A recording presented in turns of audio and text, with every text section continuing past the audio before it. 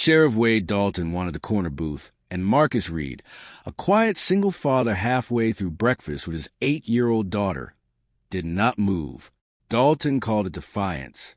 He hauled Marcus out of the seat, twisted his arm behind his back, and cuffed him in front of 31 customers, while a little girl in a yellow raincoat screamed for her father to stand back up. Nobody in Millbrook Falls said a word. What Sheriff Dalton did not know was that the man he had just thrown to the floor of Ruthie's diner had been sworn in as director of the Federal Bureau of Investigation 9 days earlier, and he had driven 300 miles into that county for one reason: to find out if the letters on his desk were true. Then, 4 black SUVs turned onto Main Street. If this story moves you, remember to like, comment, and subscribe to Real Single Dad Stories. We tell the stories nobody else will. Now, let's go back to the beginning. The drive into Millbrook Falls took 4 hours from the airport, and Marcus Reed spent most of it listening to his daughter narrate the passing scenery, like it was the most important broadcast in the world. Ava was 8 years old, missing her 2 front teeth, and she had opinions about every cow they passed.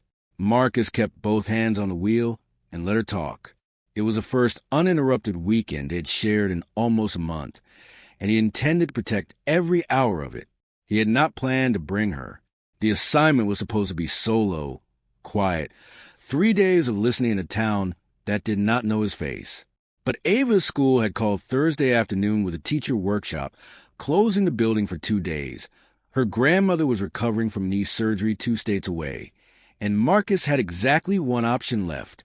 He looked at the case file on his kitchen table, looked at his daughter doing homework at the same table, and made the only decision a father in his position could make. He would do the work quietly, and she would never know what he was really doing there. 9 days earlier, in a room with drawn blinds in Washington, D.C., Marcus Reed had raised his right hand and become the 14th director of the Federal Bureau of Investigation. He was 41 years old, the son of a mail carrier and a hospital nurse, and the first person in his family to finish college. His wife, Denise, had died 3 years earlier from aggressive cancer that had moved faster than any of the doctors expected. And since then, Marcus had raised Ava alone while climbing through a career that had asked him to be twice as careful and twice as good at every single rung. He had earned the directorship the hard way, through 19 years of field work, an unglamorous stretch running civil rights investigations nobody in Washington wanted their name attached to, and a reputation for reading a room before he ever opened his mouth.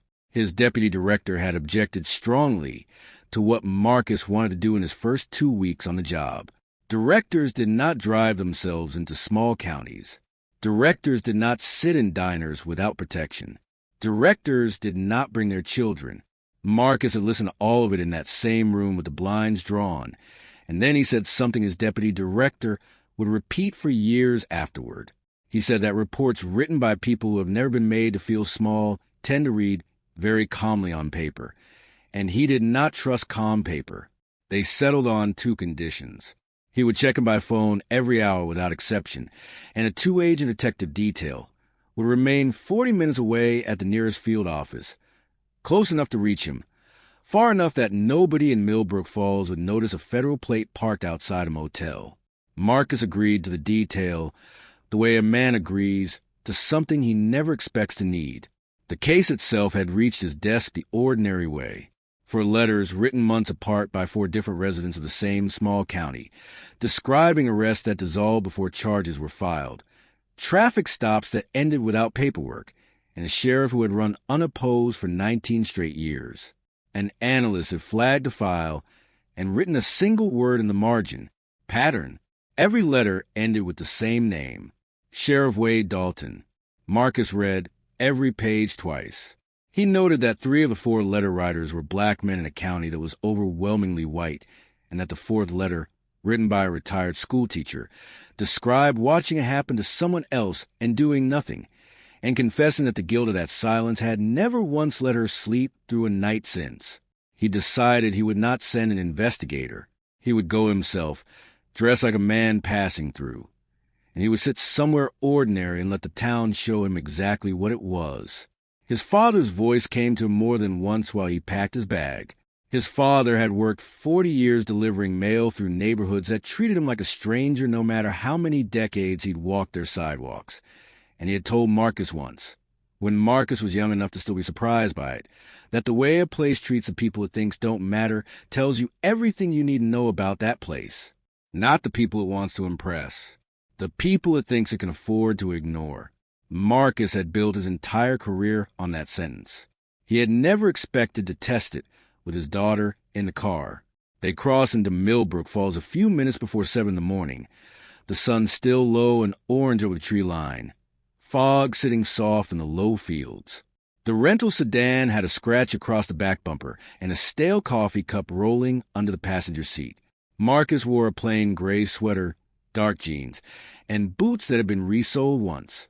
He carried no badge, no service weapon, and nothing that would identify him as anything other than a father driving his daughter through a town they were only passing through. At the town limit sign, he pulled onto the shoulder and made his first call. It lasted 11 seconds. Location, status, end call. Ava did not notice. She was busy naming the cow in the closest field Bartholomew.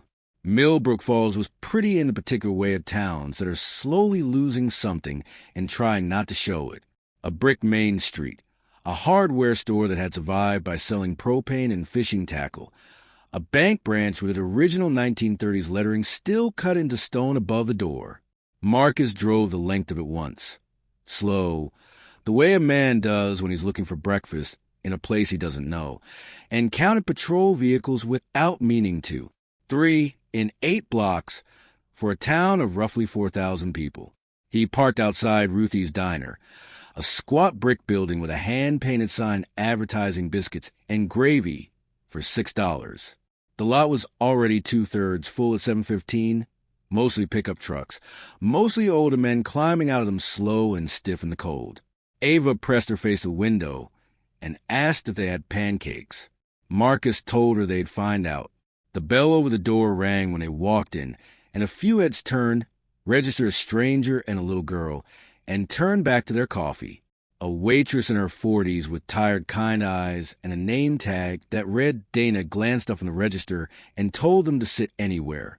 Marcus chose a second booth along the window, facing the door, out of habit so old he had stopped noticing he still did it. Ava climbed in across from him and immediately began building a tower out of the little creamer cups. Dana came with coffee before he asked, and orange juice for Ava, without being told, the kind of instinct that comes from years of reading families at a glance. Marcus ordered eggs, bacon, wheat toast, and pancakes for his daughter, and told Dana they weren't in a hurry. Something in the way she wrote it down told him she'd already decided they were passing through, which was exactly the impression he wanted to leave. The room settled back into its ordinary morning. 2 men in feed store caps argued gently about a road resurfacing bid. A woman at the counter worked a crossword in ink. A radio somewhere in the kitchen played a country station that came in slightly warped. Ava narrated her creamer cup tower under her breath, giving each cup a name, and for a few minutes Marcus Reed allowed himself to believe he might spend 3 quiet days here gathering nothing but notes, and go home with his daughter, having never once felt like anything other than a father on a Saturday morning. At 7:40, the bell over the door rang again, and the room changed. It wasn't dramatic. Conversation didn't stop. It simply dropped, the way a radio drops when someone important walks past it, and several people found urgent reasons to look at their plates. Marcus kept his eyes on his coffee and used the window glass, which gave him a clean reflection of the entrance. Sheriff Wade Dalton came in first, hat in hand, followed by 2 deputies. The older one, thick through the neck and comfortable in his own weight, went straight to the counter and poured himself coffee without asking. His name tape read Crane. The younger one hung back near the door, hands resting at his belt, eyes on the floor more than the room. His red Boone. Dalton worked the room on his way through it. A hand on his shoulder here, a first name there, a question about someone's mother, and he actually waited for the answer. It was warm, and it was practiced, and Marcus understood immediately why 19 years of complaints had never once turned into an indictment. This man was not hated in this room. He was liked. That was always the harder problem to solve. Then Dalton reached the middle of the floor and stopped because there was a booth he wanted, and there was a stranger sitting in it. Dana saw it before anyone. Marcus watched her hand tighten around the coffee pot, watched her take half a step toward their table, and then not take the second one. She turned instead toward the kitchen window and stood very still with her back to the room, and that told Marcus more about Millbrook Falls than the entire case file had.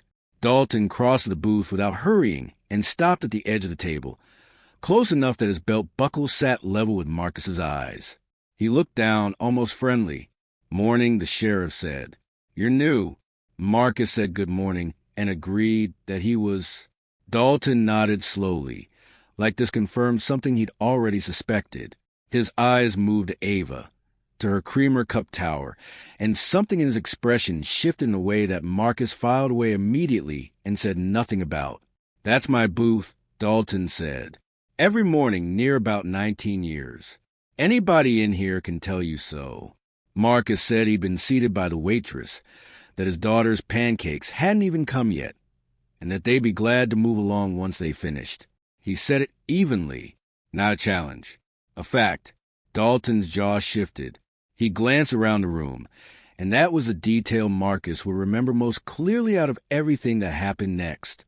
A man enforcing an actual rule doesn't check his audience first.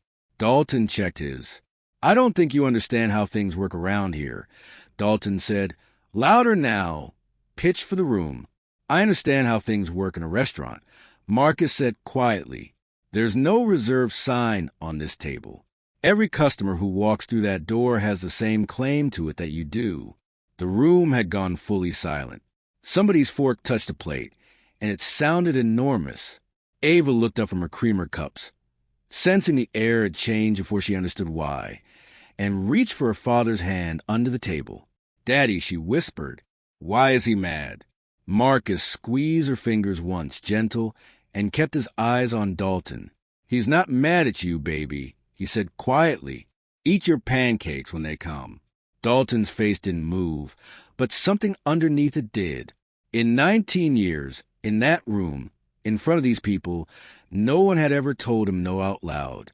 It had simply never been necessary to test it, and now a stranger with a little girl across from him had tested it, without raising his voice. "Stand up," Dalton said. Marcus asked, politely, on what grounds. That was the sentence that ended it, not the refusal. The question. Dalton straightened and looked out at the room, and Marcus understood in that instant that everything happening now was no longer about a booth. It announced, loud enough to reach the parking lot, that the man had been asked twice to comply and had twice refused, and that a sheriff had no way of knowing what a stranger like this was doing in his town, sitting where he could watch the department's front door with a child at his side like a prop. He said the word obstruction, and then he said it again, and the second time he said it, he had already made it true in his own mind. Marcus set his fork down flat on the plate. He kept both hands visible on the table. Ava had gone very still across from him, her small shoulders drawn up around her ears, watching her father with an expression he had never once wanted to see on her face. "Sir," Marcus said clearly, so the whole room would hear it later, exactly the way he said it. "I'm not refusing to identify myself. My wallet is in my jacket pocket. I have my daughter with me. I am not armed, and I am not going to raise my voice around her." Dalton told him to stand up and turn around. Marcus looked at Ava first. He told her, quiet and steady, that everything was going to be fine, that she needed to sit right there and not move, and that he loved her. Then he stood. He turned. He put his hand behind his back without being told to, a small motion his body remembered from 10,000 arrests made from the other side of a badge, faster than his own judgment could catch it. The cuffs closed on his left wrist, then his right. Dalton ratcheted them one notch tighter than necessary, the particular tightness of a man making a point instead of securing a prisoner. Ava's scream cut through the diner like a struck bell. "Daddy, stand back up. Get up, Daddy, please." Nobody moved to help her. 31 people, and not one of them stood up. Dana had both hands flat on the counter, her jaw locked. The men in feed store caps stared into their coffee. A woman near the register had a phone half raised beneath the edge of her table before her husband's hand closed gently over hers and pulled it back down. Marcus turned his head just enough to see his daughter, tears streaking down a face that had already lost too much in her short life. And he made himself speak calmly even though everything inside him wanted to fight his way back to that booth. "Ava," he said, "look at me. I need you to be brave for me right now. The way you were brave the night Mommy went to heaven. Can you do that for me?" She nodded, small and shaking, both hands pressed over her mouth. Deputy Boone took one step forward. "Sheriff," he said. Dalton didn't look at him. "Get the door," he said. Boone stood there a beat too long, and Marcus watched in the window's reflection, the exact moment the young man decided he wasn't brave enough today, and watched too that the small red light on his body camera never blinked off. Boone went and got the door. Crane took Marcus by the upper arm. Dalton picked up the half-finished plate of egg from the booth, set it on the counter beside Dana with something that was not quite a smile, and then, unbelievably, sat down in the booth himself. He was still sitting there when they walked Marcus past him toward the exit, his daughter's cries the only sound left in the whole room. It was at that moment, hands cupped behind his back, his daughter screaming his name behind him, that Marcus Reed could have ended it in 4 words. He knew exactly which 4 words. He had rehearsed nothing, and yet the sentence sat ready in his throat the entire time, and he did not say it, because if he said it, the department would produce a clean report by noon and an apology by dinner, and every one of the 19 years documented in that file would remain exactly where it had always been, buried and unpunished, waiting for the next stranger with no title to say out loud. So he let Crane walk him toward the door. Ava wasn't sitting still. She had slid out of the booth the moment her father stood, and now she ran after him, small sneakers slapping against tile, and grabbed a fistful of his sweater before Crane could put a hand between them. "Don't take my daddy," she said, her voice cracking wide open. "Please." He didn't do anything. Dana finally moved. She came around the counter fast, crouched down, and pulled Ava gently against her, murmuring something none of the customers could hear, holding on tight while the little girl sobbed into a stranger's apron. It was the only decent thing that happened inside that diner in the 11 minutes that followed, and everyone in that room would remember it long after they'd forgotten almost everything else. Marcus twisted his head back one last time. "Ava," he called, and his voice cracked for the first time all morning. "Stay with the nice lady. I'll be right back. I promise you, baby, I will be right back." The bell rang a second time as they pushed him through the door and out into the cold morning light, and behind the glass, Ava Reed stood in a stranger's arms watching her father get walked to a patrol car in handcuffs, and asked a question that would follow every single person in that diner for the rest of their lives. "Is it bad?" she asked Dana quietly. "To be black?" Dana didn't answer. She couldn't. She just held on tighter and looked out the window at a little girl's whole world folding sideways in a parking lot in front of 31 grown adults who had let it happen. Outside, the parking lot already had an audience. Men stood beside their trucks, holding coffee they'd forgotten to drink. Across the street, a woman unlocking the insurance office froze with the key still in the door and did not turn it. Crane walked Marcus to the second patrol vehicle and positioned him against the rear door, then stepped back with his thumbs hooked in his belt, satisfied, like a man admiring something he'd just finished building. Dalton came out last, settling his hat, surveying the lot with open pleasure. Then he began to talk, to no one in particular, which meant he was talking to everyone. He said a man had been sitting where he could watch the department's front door for over half an hour. He said a man who refuses a lawful request in front of his own child is telling you exactly who he is. He said he'd been doing this 19 years, and the day he stopped paying attention to strangers was the day this town got itself hurt. Nobody contradicted him. That was the whole of it. Marcus stood with his shoulders against cold metal and did what he had trained himself to do in every difficult room for 19 years. He counted 14 adults within clear earshot who had watched the entire thing unfold from the second Dalton crossed the diner floor. Two men in feed store caps now standing at the window with their coffee, one of them a phone half raised in his jacket pocket, a woman with a crossword still folded under her arm, and through the glass Dana, still holding his daughter, both of them watching him. The only two people in Millbrook Falls looking directly at him instead of away. He was not angry at them. That surprised him a little. He'd expected to be. But a stranger costs a town nothing, and Wade Dalton costs a town everything for as long as you intend to keep living in it. And 19 years is more than enough time to teach an entire town to run that calculation without even noticing they're running it. Deputy Boone came out last and stood near the front fender, glancing at Marcus in the back seat, and then away, and away again. He was young enough that the uniform still looked slightly borrowed on him. Crane noticed a little red light still burning on Boone's chest and told him he was running his battery down over a booth dispute. Boone said, flat and quiet, that the camera stayed on during the custody transport. It was the only thing he had to stand on, and he stood on it. Dalton turned at that. He looked at Boone the way a man looks at a new hire who's spoken out of turn in front of a customer, and told him that when he had 19 years on the job. He could decide what needed recording. Several people in the lot laughed. The light stayed on anyway.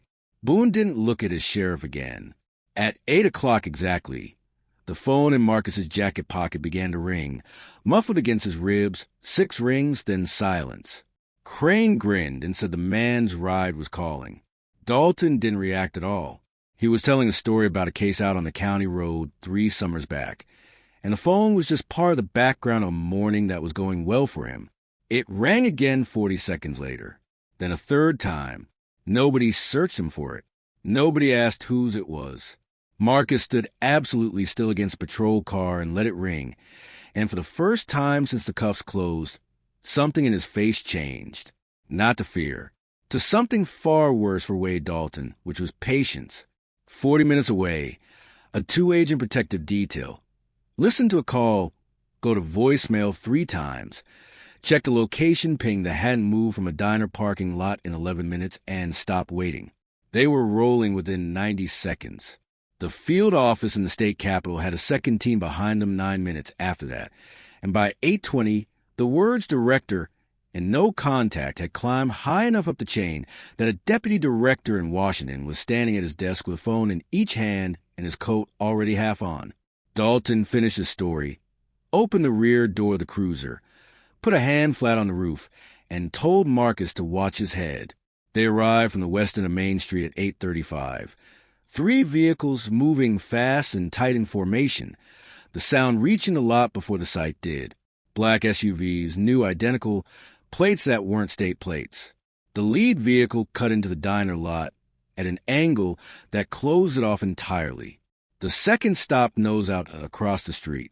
The third pulled across the mouth of the driveway and stayed there, engine running. Doors opened all at once. 9 people stepped out, every one of them with a badge on a chain and a windbreaker with 3 yellow letters across the back. The lot went silent in the space of one breath. The men with coffee cups set them down on the hoods of their trucks, without seeming to know they were doing it. A woman came around front of the lead SUV with her credentials already lifted mid-50s, dark suit under the windbreaker, and she did not look at the crowd or the vehicles or the diner. She scanned the lot once fast, trained. Special Agent Denise Okafor, she said, Federal Bureau of Investigation. I'm looking for Director Marcus Reed. Wade Dalton then did the thing that would follow him for the rest of his life. He smiled. He stepped forward. Pleased to be useful. Pleased to be the man in charge on his own ground. And he pointed with his whole hand at the man cuffed against the rear door of his patrol car. That's your boy right there, Dalton said. Picked him up about 40 minutes ago in the diner. Obstruction. He was sitting in there watching my building since 6:45, with a little girl no less. If he's part of your business, he's all yours. Nobody moved. Agent Okafor's eyes found Marcus. Something crossed in her face and gone just as fast. And when she spoke again, her voice had dropped into a register that carried further than shouting would have. Director, she said, are you injured? Marcus said he was not. A second agent stepped forward. credentials open, and he did not address the sheriff at all.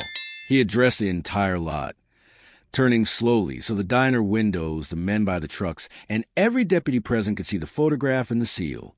"This is Marcus Reed," he said, "Director of the Federal Bureau of Investigation, sworn in 9 days ago. He is here on federal authority. As of this moment, this is a federal scene." The sound that moved through the parking lot was not a gasp. It was smaller than that, and far worse. It was 30 adults understanding the same thing in the same second, and none of them willing to be the first to say it out loud. Wade Dalton did not move. His arm was still half raised from pointing. The color drained out his face in stages, from the forehead down, and then he laughed once, a short, ugly sound with no belief in it, and said that wasn't possible. Agent Okafor told him it was. Dalton said the man had no identification. Marcus spoke then for the first time since the diner door had closed behind him, and he did not raise his voice. "I told you where my wallet was," he said, "in front of my daughter. You didn't look." Dalton's mouth opened and nothing came out.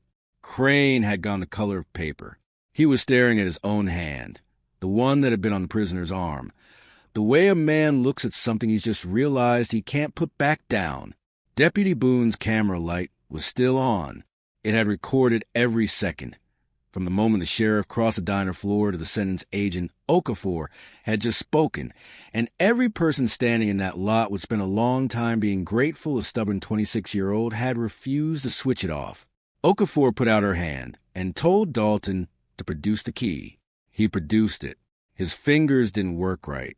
He dropped it once, had to bend and pick it up off the asphalt, and there wasn't a sound anywhere in the lot while he did. Then Marcus said something nobody expected. "Not yet." Okafor stopped with the key in her hand. Marcus said, evenly, that the cuff stayed on until the scene was documented. He wanted photographs from every angle, the position of every vehicle, the name of every person present written down while they were still present. He said a man had been arrested that morning in front of his daughter for finishing breakfast, and that the only difference between him and the men in the letters on his desk was that he had 4 vehicles coming. He said the record was going to show exactly what it looked like. So it stayed on for 11 minutes. Inside the diner, Dana still had her arms wrapped around Ava, who had stopped crying and now stood frozen at the window watching her father through the glass, watching agents and windbreakers surround a man who'd just been dragged out in cuffs, watching Wade Dalton's face collapse in real time. She didn't understand all of it, but she understood enough. She understood the men in the yellow letters weren't scary. She understood they were looking at her daddy like he mattered. "Daddy," she whispered against the glass. "Are you in trouble?" Dana knelt beside her, and though she couldn't hear the answer any better than Ava could, she said the only true thing she had. "I don't think so, sweetheart," she said quietly. "I think somebody just found out who your daddy really is." Agent Terrence Hale, a heavy-set man with gray at his temples, worked a lot with a notebook while Okafor got on the phone. 2 agents crossed the street to the tan building with the county seal and served paperwork on the desk clerk before she'd finished standing up. The security camera above the department's front door, the one whose red light had been trained on the diner all morning, came off its bracket within the hour and went into an evidence bag. So did the camera above the diner's register, with Dana Pruitt's written consent, which she gave standing at the counter with Ava's small hand still gripping her apron. At 9:15, from a terminal inside his own department, Wade Dalton filed a supplemental report describing a subject who had become physically combative and refused to identify himself. 31 people had just watched that not happen. He filed it while 9 federal agents stood in the parking lot outside his own window. Server access was suspended at 9:40. 19 years of arrest reports, dispatch logs, evidence inventories, and personnel files went under federal seal before noon, and Dalton's supplemental narrative went under with the rest of it, time-stamped, unamendable, 25 minutes old. Crane was relieved of his body camera. It held 9 seconds of footage for the entire shift, which became a document all by itself. Boone handed his over without being asked, unclipped it himself, and read the serial number aloud before passing across, the small light still glowing steady in his palm. One of the men in feed store caps, a propane customer named Otis Marsh, waited until the lot had thinned and then walked up to Agent Hale with his phone held out in both hands. 22 seconds of footage, the sheriff crossing the floor, the word obstruction spoken twice. He said he'd put it in his pocket the first time because Crane had looked right at him. He said he'd sat in his truck for an hour deciding whether to come over.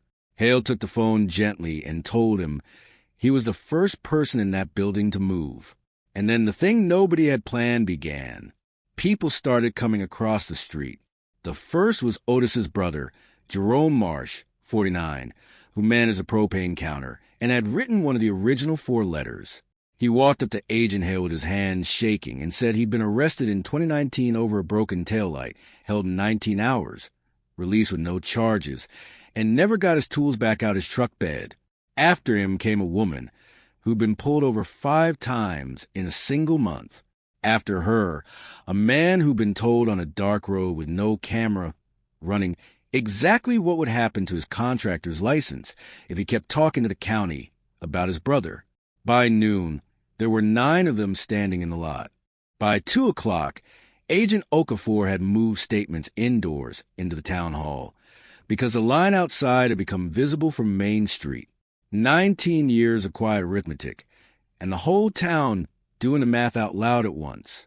The records didn't require interpretation, which is always a particular tragedy of men like Wade Dalton. They believe the danger sits in what people say. It is almost always in what they wrote down themselves. 14 arrest reports carried timestamps altered after filing, 6 of them by more than 4 hours. 2 evidence inventories listed one cash amount in the intake column and a different amount in the disposition column.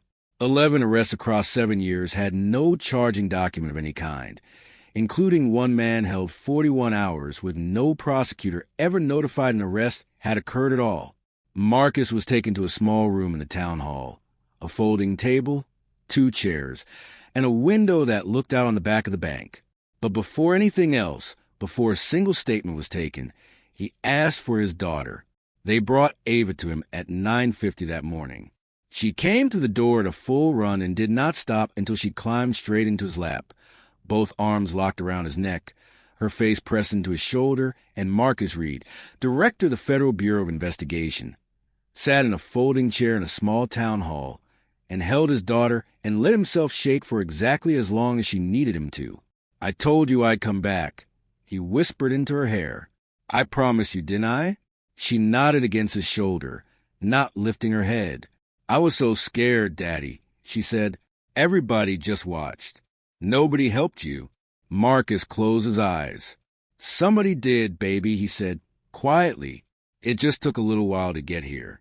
Sometimes that's how it goes. The waiting is the hardest part, but it's not the whole story." Ava lifted her head then and asked the question that would follow Marcus for a long time after that day. "Are they going to say sorry to you?" She asked because they should. "He wasn't even nice to you." "He wasn't nice to me either, and I didn't even do anything." Marcus didn't answer right away. He looked at his daughter's face, streaked and tired and far too old in that moment for 8 years, and he made her a promise he intended to keep, not for himself, but for the 4 letters that had brought him to that town in the first place. "I'm not here for sorry," he told her gently. "I'm here so it doesn't happen to somebody else's little girl." Agent Okafor gave him the room for as long as they needed it. When Ava finally fell asleep against her father's chest around noon, exhausted from the crying and the fear, Marcus laid his jacket over her and kept working, one hand resting on her back the entire time, signing statements and reviewing footage with his daughter breathing steady against him. By early afternoon, 2 television vans had parked at the west end of Main Street, with a third arriving. The Bureau's press office released a 4-sentence statement and answered nothing else. Marcus declined comment on the record and would keep declining for 17 days. At 3:15, in front of the department he had run for 19 years, County Board Chairman Franklin Otero served Wade Dalton with an emergency suspension order issued that morning by the State Attorney General's office. Otero's hands weren't steady either. He read it aloud because the order said to read it aloud. Dalton surrendered his service weapon and his commission card.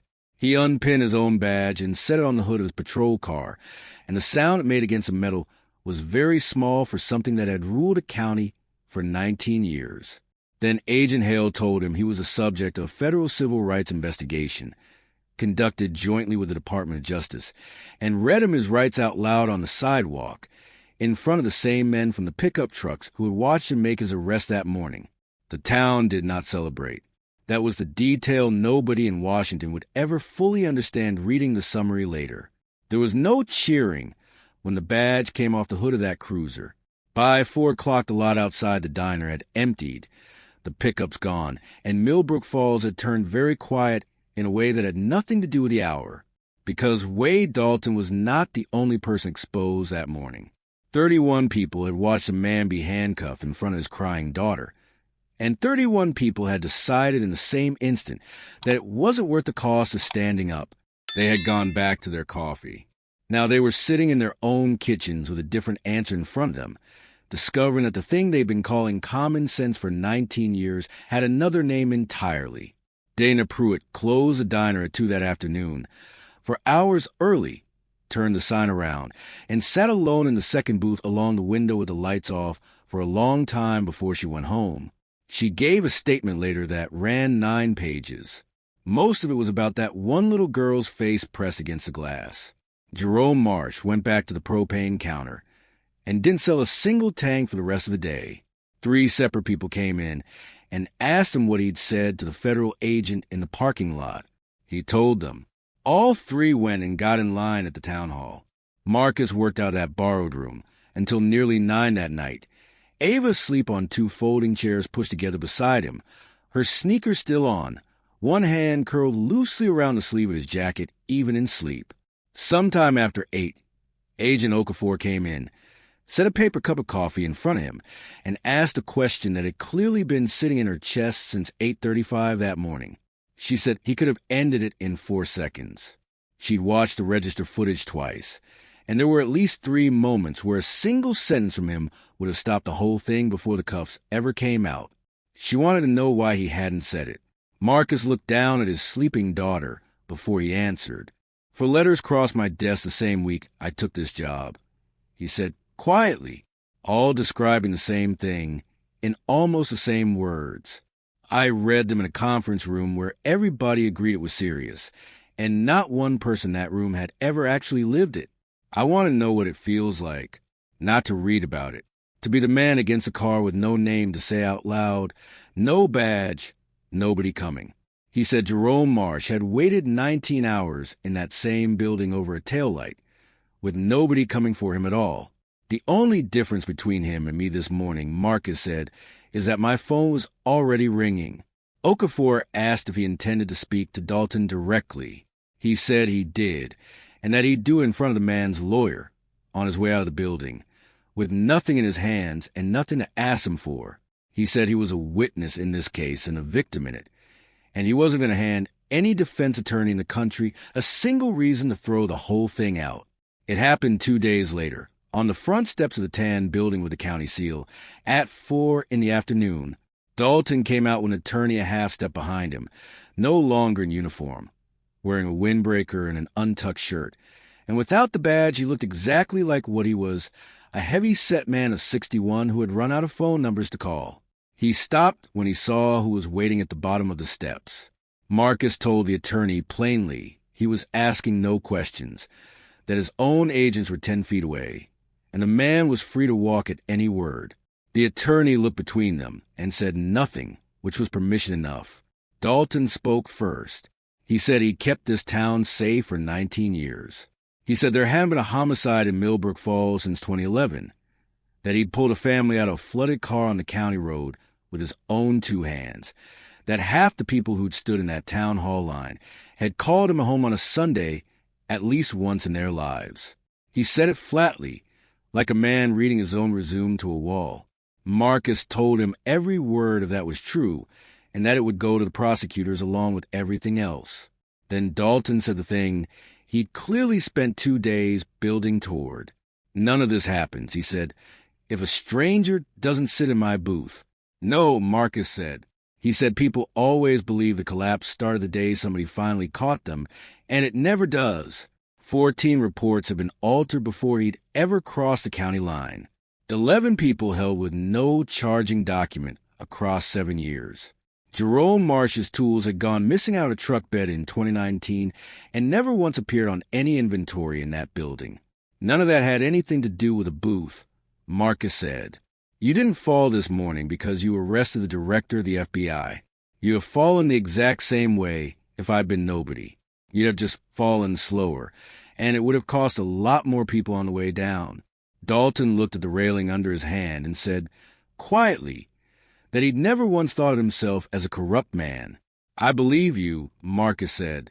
That's exactly why the file is 19 years long. Marcus flew back to Washington on the third day, because a director cannot run a field investigation and should not try. Agent Okafor stayed. The case was formally consolidated within the week between the Bureau and the Department of Justice's Civil Rights Division, the only way a case that size gets properly built. Charging documents came down in the second week. Deprivation of rights under color of law across multiple counts. Falsification of records. Conspiracy, naming 2 additional members of the department. Deputy Crane was named in 3 counts. He resigned by letter the day before he was served, which changed neither the indictment nor his exposure to it. The county prosecutor's office, which had declined to act on 9 separate excessive force complaints against the department over 6 years, 7 of them without ever opening a file, was placed under a separate review, and the sitting prosecutor stopped returning calls from anyone in Millbrook Falls entirely. Board Chairman Franklin Otero did not resign. He stood up at the town council meeting the following Tuesday, in a hall with 312 people packed into folding chairs down the side aisles, and said he had eaten breakfast tube booths from that window for 6 years and had never once asked a single question, and he was not going to stand there now and pretend to be surprised. It wasn't much of a speech. It was the first honest one that Hall had heard in a long time, and the room let him finish every word of it. The county appointed an acting sheriff 9 days after the arrest. They gave the job to Ryan Boone, 26 years old. For years on the department, the only person in a Millbrook Falls uniform that morning who had refused to switch off his camera. That recording became the spine of the entire case. It carried the sheriff crossing the diner floor, the word obstruction spoken twice, the cuffs closing, a child scream, and 11 minutes of a parking lot in which 31 adults said nothing at all. Boone didn't want the job. He said so out loud to the council on the record. He told them he'd stood in that lot and taken exactly 1 step forward before going and getting the door instead, and that a man who had done that shouldn't be handed an entire department. Agent Hale, sitting in on the appointment, said the only thing he said that whole evening. He said that across 19 years of Wade Dalton running that building, Ryan Boone was the only person inside it who had ever left a light on. The reforms that followed were neither dramatic nor fast. Body cameras were switched to continuous recording on every contact, uploading automatically to a county server nobody inside the department could reach. Arrest reports locked at the moment of filing, with any later amendments visible as amendments. Every custodial hold went to a prosecutor within 6 hours, or the person walked free. An outside review board was seated with 5 residents on it, and Jerome Marsh was one of 5, which nobody in the room found funny, and everybody found exactly right.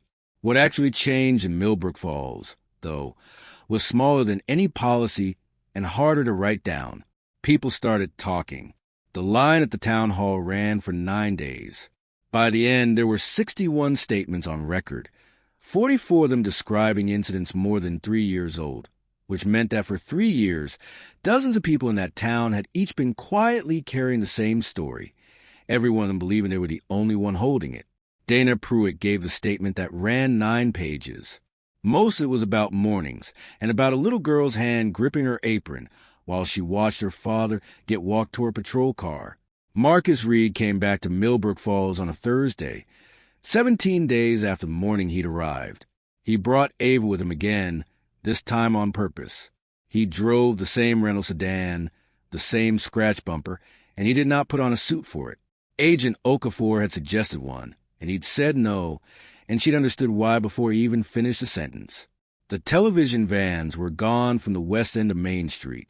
They'd been gone 11 days, which is about as long as anything ever holds a small town's attention. The lot outside Ruthie's diner was 2/3 full. The bell over the door rang. The room stopped. It wasn't the same stopping as the first morning. That first morning, a stranger had walked in, and nobody had looked at him twice. This time, every head in the building came up at once, and for a moment nothing happened at all. Then Otis Marsh, still in his feed store cap, the man who'd held a phone under the edge of a table for 22 seconds and finally handed it over, set both palms flat on the counter and stood up. The woman with the crossword stood next. Then 2 men in the corner booth. Then the rest of the room, in ones and twos, until nobody in that diner was still sitting down. Nobody said his title out loud. Nobody said director. They stood the way people stand when they can't think of a single thing worth saying. And standing turns out to be the only thing left that means anything at all. Marcus nodded to the room once, and walked with Ava to the second booth along the window. Dana brought the coffee before he asked, the same as the first time, and orange juice for Ava without being told. And her hand was not steady doing it. She didn't take out the pad. Eggs, over medium, bacon, wheat toast, she said. Pancakes for the young lady. Still right? Marcus said it was. Ava looked up at Dana with a small, uncertain smile. You're the lady who held me, she said. Dana knelt right there beside the booth, and for a second her eyes were too bright to hide. I sure am, sweetheart, she said. I think about you every single morning since.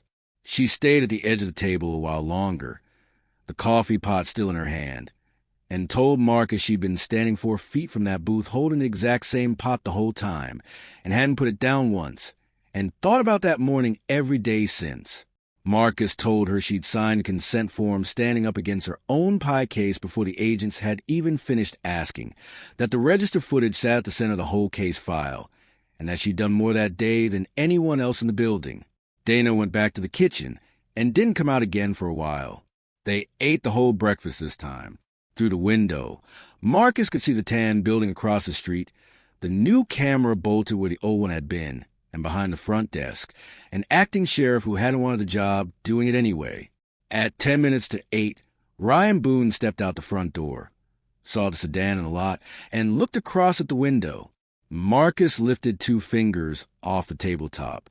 Boone nodded and got in his vehicle.